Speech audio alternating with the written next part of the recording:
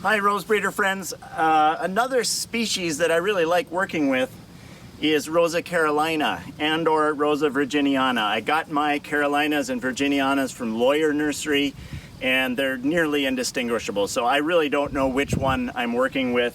But I love the fact that they're tetraploid so that you can combine them easily with modern roses and not get sterility issues in the offspring. I love the lush, healthy foliage, and the hip display is beautiful, and the vigor. They just give enormous vigor. For those of us breeding in cold climates, we do need that when we're crossing with more tender roses to get good regrowth from the crown. However, it's a long road to hoe to get recover rebloom from these. In the F1, it's impossible. In the F2, it's difficult. So, but I'll show you some of the results that I've had breeding with whatever this is. Let's call it Rosa Carolina. While I'm here, I also want to show you some woodsy eye seedlings, but these are all Rosa Carolina or Virginiana seedlings. And then this one is my, to about there are seedlings of Rosa woodsy eye. This one is almost thornless. You can comfortably take your hand and just do like that. Doesn't even have prickles on the leaves. Nice hip display. There is one cane down in there somewhere that has just full of thorns, so it's not like a strong thornless genetics. But what's cool about these, and they were growing right next to what it was called Rosa acicularis, but it has that very fine small leaf. It does not look at all like Robert Erskine's Aurora, which is an acicularis selection that is obviously polyploid. So I think my acicularis, they might actually be woodsy eye or else a diploid form of acicularis, and I don't know the difference or care. But anyways, they have this wonderful raspberry scent to the whole plant, and some of these seedlings give the same thing. On a warm day like today, I can smell the fragrance of raspberries coming off of the foliage on them. But that's an aside. Let's move back towards some seedlings of the Rosa Carolina. This one, for instance, is Blue for You X Rosa Carolina. And Blue for You is not a hardy rose around here, but this thing is a monster. It does die back in the winter, but then boom, comes up like this. So it got enormous vigor and a measure of hardiness from its Blue for You parentage, and it is setting some hips. And then I've got a couple Art Nouveau X Rosa Carolina, one of which has that really cool blossom.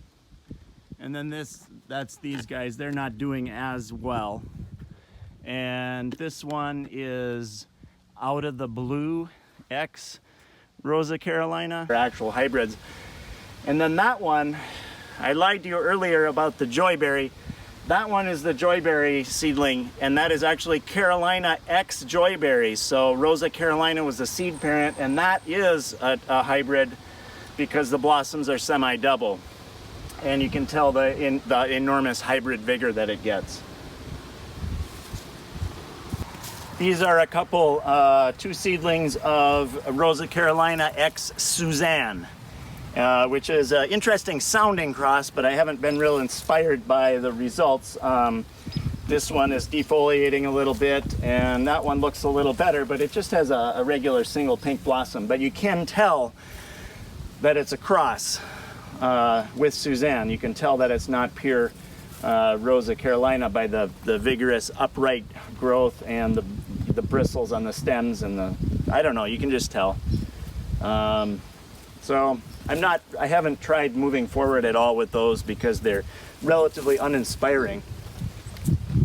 Now on to some F2s, I think you'd call them. The pollen parent of this, almost this entire row was my Phoebe 3, which is First Impression X Rosa Virginiana. Wonderful lush foliage, but it was unable to bloom outside, and I put it in a pot and pulled it in, and it had nice kind of an apricot colored blossoms to them. So I used it a lot, hoping to recover rebloom by crossing it with other modern roses. Unfortunately, something called preferential pairing came into play, and David or someone could explain to you better about what that means. But what it ended up resulting in was that basically none of that next generation recovered rebloom.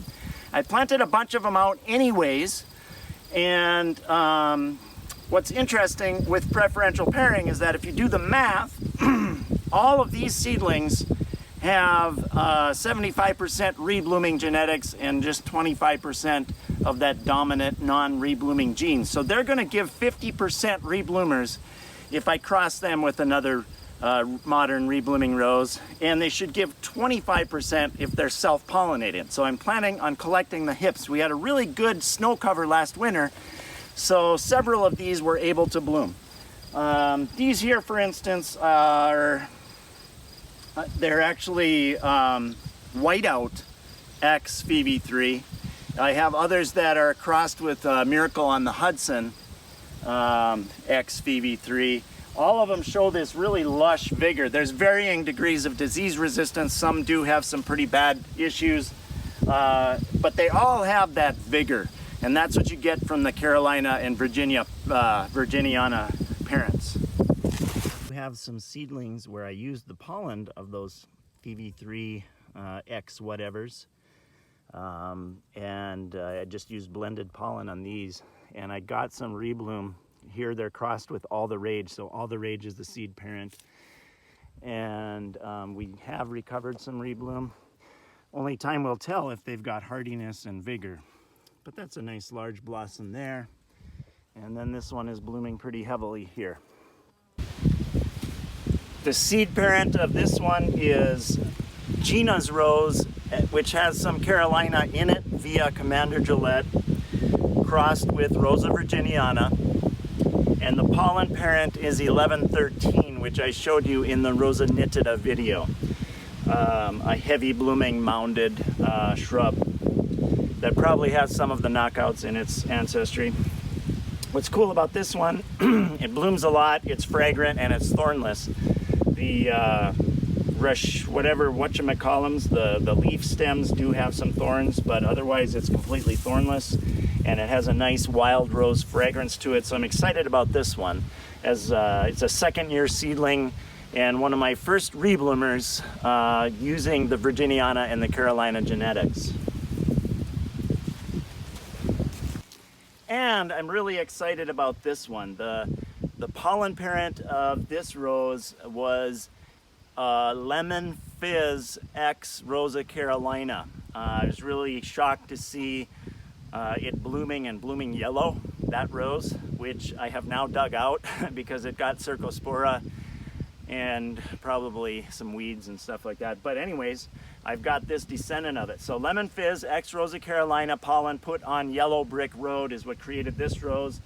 And I'm really excited because it seems healthy and vigorous. Not that I like that type of thing going on, but it's got big semi-double, kind of a South Africa type color blossom with fragrance. It's healthy, it's vigorous, and look at this.